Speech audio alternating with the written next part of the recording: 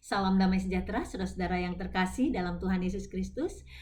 Malam ini dalam doa keluarga kita mau merenungkan dalam Amsal 5 ayat 23. Ia mati karena tidak menerima didikan dan karena kebodohannya yang besar ia tersesat. Saudara-saudara, rumah kami pernah kami lihat bahwa di plafon itu ada titik coklat yang kecil. Ya, kemudian besoknya bertambah lebar ketika hujan turun lagi. Dan kami pikir tidak apa-apa karena masih kecil dan kami biarkan saja. Kami tahu bahwa gentengnya pasti bocor. Tetapi kami baru langsung terdiam gitu ya, terpaku. Begitu suatu waktu tiba-tiba plafon itu ambrol. Ternyata sudah coklatnya itu udah melebar dan membuat dia tidak kuat lagi untuk bertahan sehingga rusak dan ambruk ya. Nah, dalam hidup kita sebenarnya, dalam keseharian kita, kalau kita lihat kehidupan kita secara keseluruhan, hal yang sama bisa berlaku.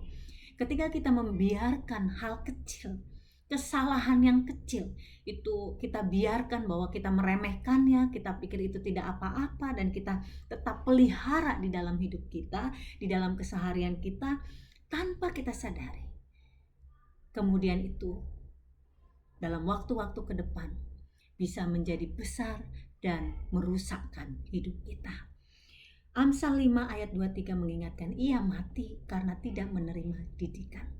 Ketika kita punya kesalahan kecil dalam hidup kita, sesuatu yang tidak benar, ketidakbenaran dalam hidup kita, yang kita remehkan, atau bahkan ketika orang menyampaikan kebenaran untuk kita berubah atau bertobat, ataupun ketika kita baca Alkitab dan kita merasa tertegur tetapi lalu mengabaikannya, ini adalah sebuah hal yang kecil yang kita pelihara dan tanpa kita sadari akan merusakkan.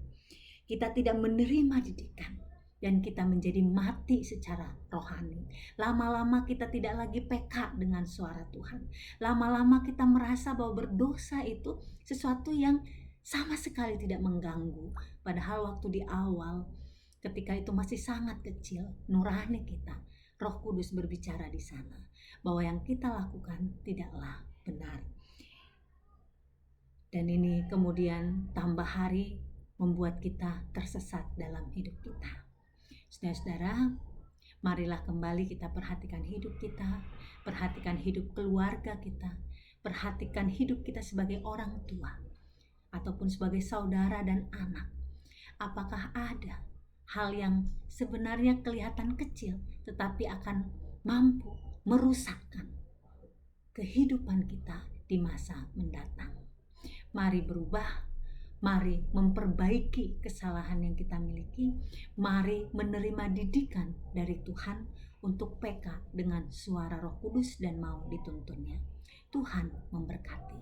Amin.